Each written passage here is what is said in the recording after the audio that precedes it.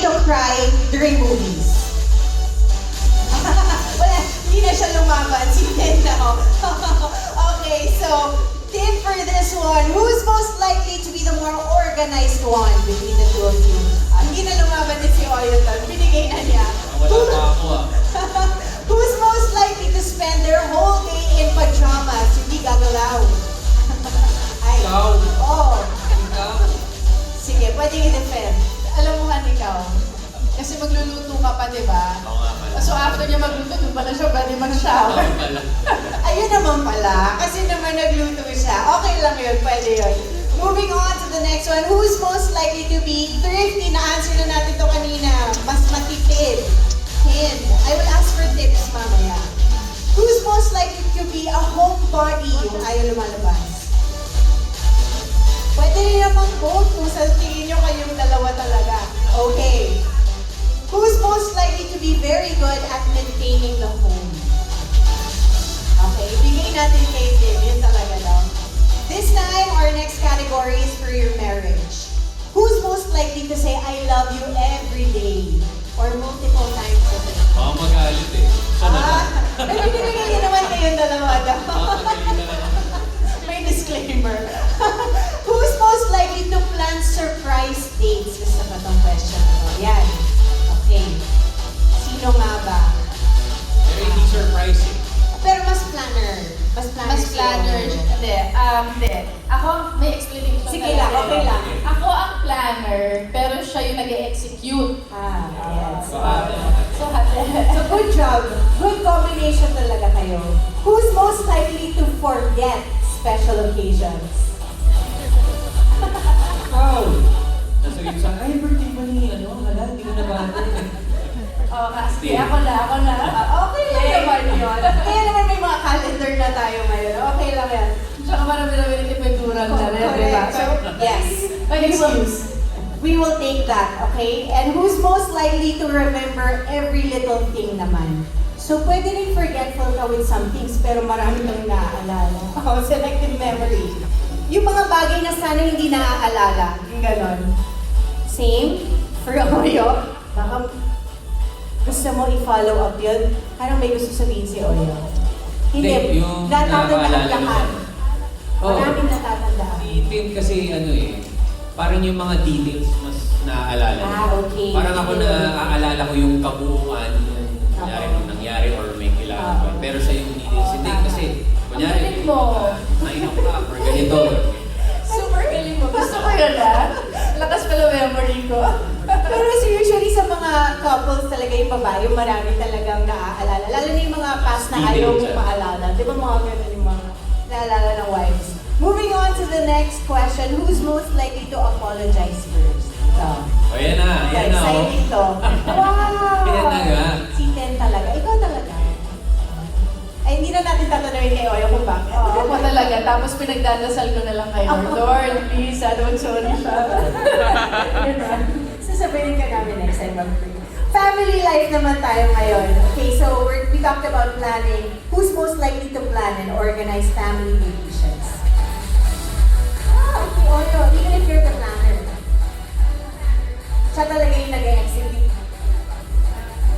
Nagpa-plan where to stay, kung ano yung mga gagawin. Pero ako, in my mind, planner ako pagdating sa, okay, I wanna go to this place, or magganito naman tayo. Pero hindi pa specific, like hindi pa buo sa mind ko. Ngayon siya ngayon ang gagawa, siya bubuo nun. Maganda talaga yung combination niya. Ganun talaga yun. Who's most likely to be the family's photographer? May picture. Kaya kailangan ng hard drive. Yes. Oo. Alam mo, nagre-reklamo na siya sa akin kasi napupuno ko na yung mga Kaya akong mapaglagyan, ang dami ng hard drive. Alam na po natin kung anong ireregalo. Sabi niya, magbura ka naman. Sabi ko, wala akong time magbura, bahala ka na siya. At saka mahirap magbura. Kasi kahit yung mga malabo hindi binubura. Pag sinecheck ko, sabi ko, ano to? Sabi ko, burahin mo na yan, wala kang makita. Kahit blurry picture. Oo, gano'n. Okay, so alam na natin kung ano i-gift kay din sa Pasko. More hard drives. Ito, nasagot na natin to, but let's ask, who's most likely to be the family's cook? Both. Both. So you take turns talaga. And who's most likely to be the disciplinarian sa mga kids? Both.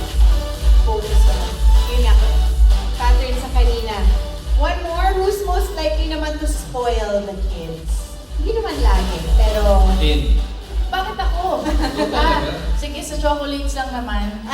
Mga pa isa-isang chocolate. Kawawa naman yung mga bata. Basta alam nila pagka kinaganap sila sweets kay mami sila po. Oo, hindi.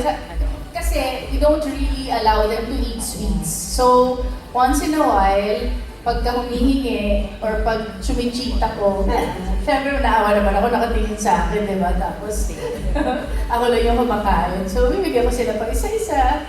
Ganon. Tapos ito sasabihin niya, ay nako, pinagbigyan mo na naman. Yung mga junk sweets na naman. Ganyan siya. So mas malambot puso ni mami. Tapos yun lang. Tapos minsan siguro, hindi, ubusin ko lang itong laman dito sa... Hindi ba naman ubus-ubus? Ayun. Okay, thank you for answering that question. Last batch na tayo sa alaga naman. Who's most likely to be the symbol of alaga?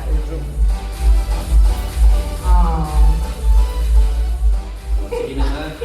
Hindi sumunod sa sa briefing. Vote daw, vote. Tama naman. I'm sure your kids will answer the same. Who's most likely to be generous with compliments or sa pagbabae, sa praise? Ikaw. Yun yung language of love mo rin is to give Siya yung mahal praise. sa mga kids. Oh, yeah. Very important. Pero alam mo, in fairness, hindi ko alam na alam niya yun. Yes. Oh. Alam mo yung may mga times kasi, di ba, in your marriage, parang hindi naman minsan ganun ka-vocal or yung husband mo hindi naman ganun ka-vocal sa mga good traits mo, di ba? Pero, yun nga. Napapansin niya pala yun. Kasi niya pala. Oh, okay na tayo today. Meron na tayo nakuha ang saya. So who's most likely to most likely to express alaga through gifts naman? Yun yung language of love natin. Same pa rin. It doesn't have to be tangible gifts. Pwede rin naman gifts of mga experience. Experience na rin. Hindi, para sa akin kasi si Oyo eh. Kasi pag lumalabas naman siya, pag may nakikita siyang something na magugustuhan ko or magugustuhan ng kids, gano'n naman din siya. Tapos ako din naman, pagka may nakikita ako, so take turns lang. Pareho Lagi naman. may pasalubong. Oo, yung lagi may pasalubong, ganyan. May mga small stuff.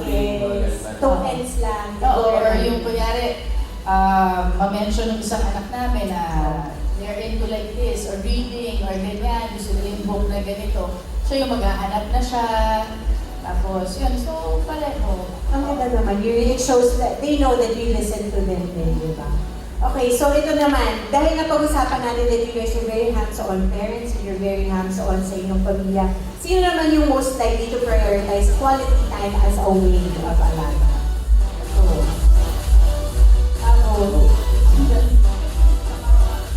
Both?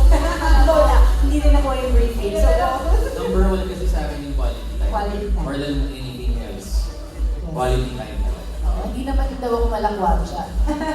yung homebody nga ang sagot kanina. So, just time together talaga and spend time. And finally, who's most likely to use Silka Papaya soap?